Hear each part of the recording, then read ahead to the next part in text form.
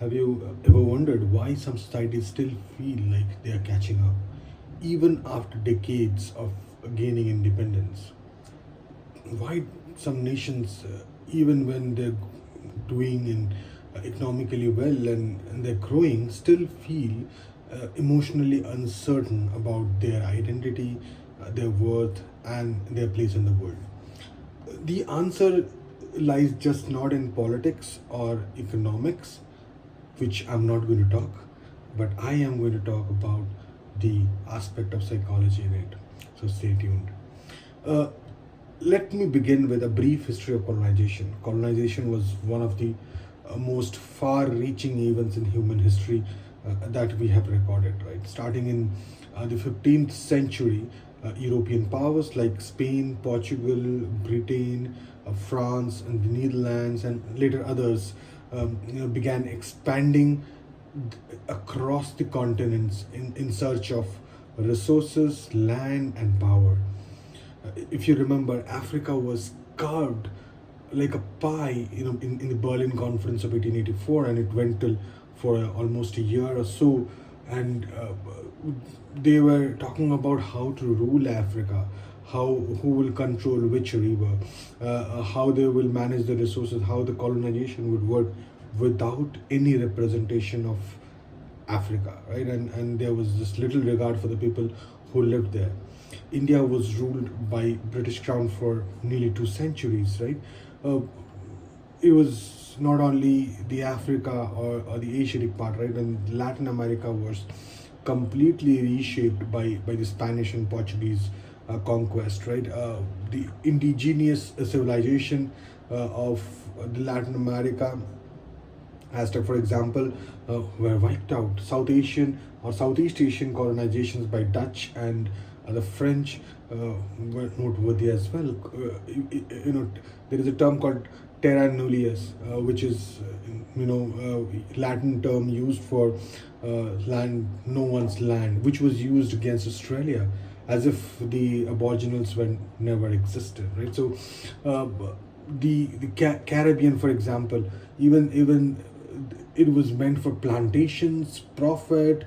The entire that the part of that world was built on slavery. So by 18th century, sorry, by 20th century, more than 80% of the world was colonized in some or the other form, right? People who were just not ruled, they were re-educated, they were renamed, they were reframed, and they were taught to see in a way themselves as inferior to the colonizers, and that was important for the colonizations to take place. So they were taught to be that they're inferior to the colonizers. Now, let's we know the part of the history. We do understand how it shaped economically.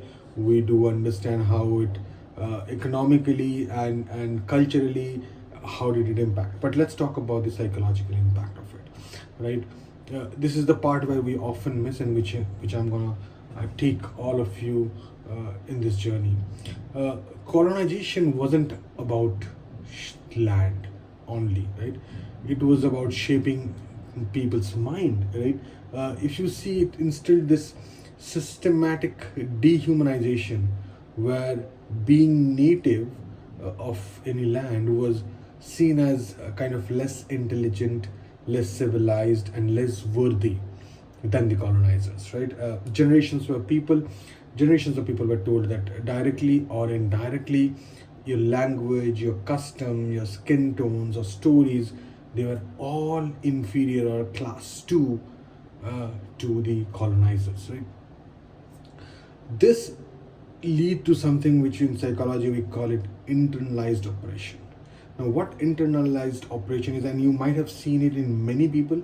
I come from a country which was colonized, so I do understand what internalized oppression is. And if you are familiar, or if you're part of similar culture, you'd realize that when you are told enough that you are not enough, and what happen is you'll start believing it that you are not enough, right?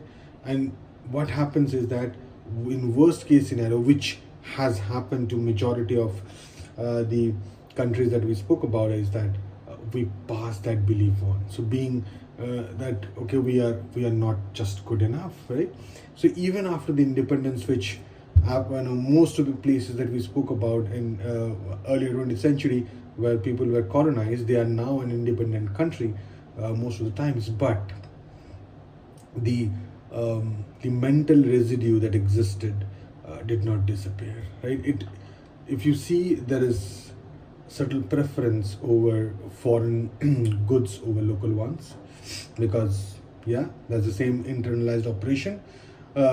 Lighter skin being viewed as more beautiful, accents and fluency in English has been seen as a form of more intelligence, right?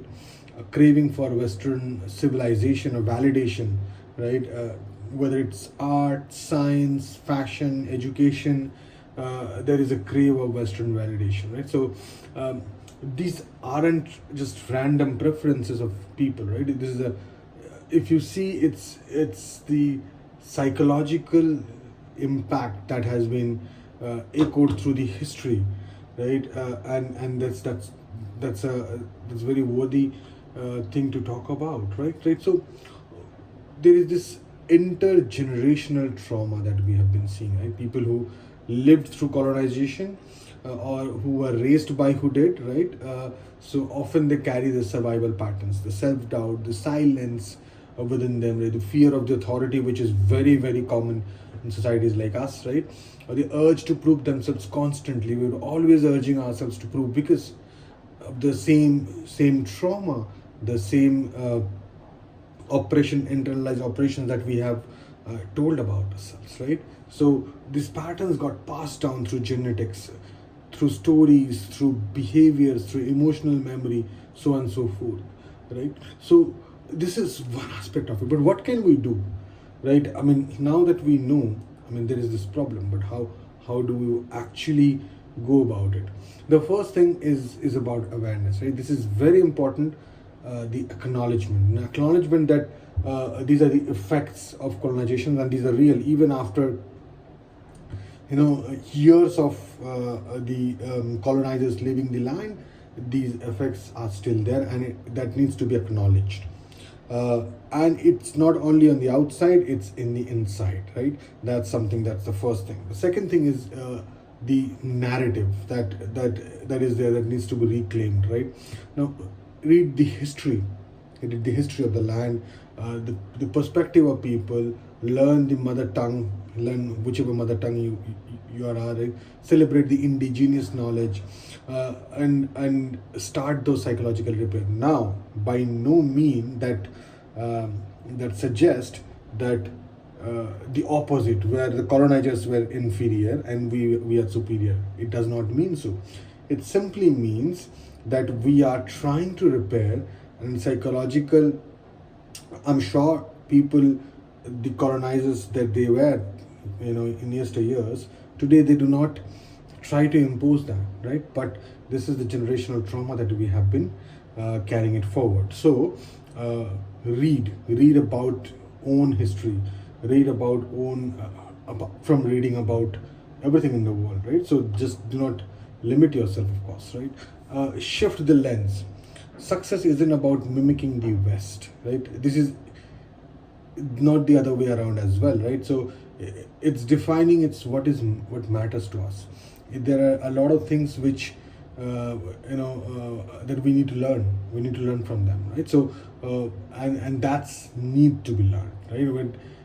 For a well-being community, a sustainability, for progress, we need to learn from them. That does not really mean that we have to carry that trauma with us, right? So having said that, again, take care of your mental health, because this does impact to our mental health a lot, because as we said, we carry that trauma, and that reflects in our behavior, our thinking pattern, and we always second guessing ourselves, we always are doubting ourselves, we are always questioning our decisions, we are not very confident enough, right? Majority of the times we flip-flop, right? Or we ask somebody. So that's the problem, that uh, we are not really very confident sometimes because of this psychological trauma, right? So post-colonial societies, these are not broken societies. I don't think any society which is post-colonial are broken. All of them are healing in their own way, and every culture, different people, different geographies, different political background, all of it, different economic situation, everything comes together to heal a society, right? That does not really mean that you forget the past. You have to acknowledge the past, you have to know the past, and past beyond the colonization, and also the past of colonization, right? It means that we have to face it honestly, walk forward with dignity about ourselves, our people, our culture, our land, right? And also acknowledging the history, right? We are here to catch up and remember who we were before we were told who we are, right? So we all have to remember and understand uh, the people who we are, and there is nothing wrong in going and digging up our history. Also, knowing about others as well does not stop at only you. Know about yourself, also learn about others, right? So, if you resonate with this psychological impact, not from economical point of view, not from financial point of view, thoroughly or political point of view, thoroughly from a psychological point of view, please let me know your comments, your thoughts, and let's continue this conversation. And please like and subscribe and share it with your friends if you liked it. And I'll see you soon.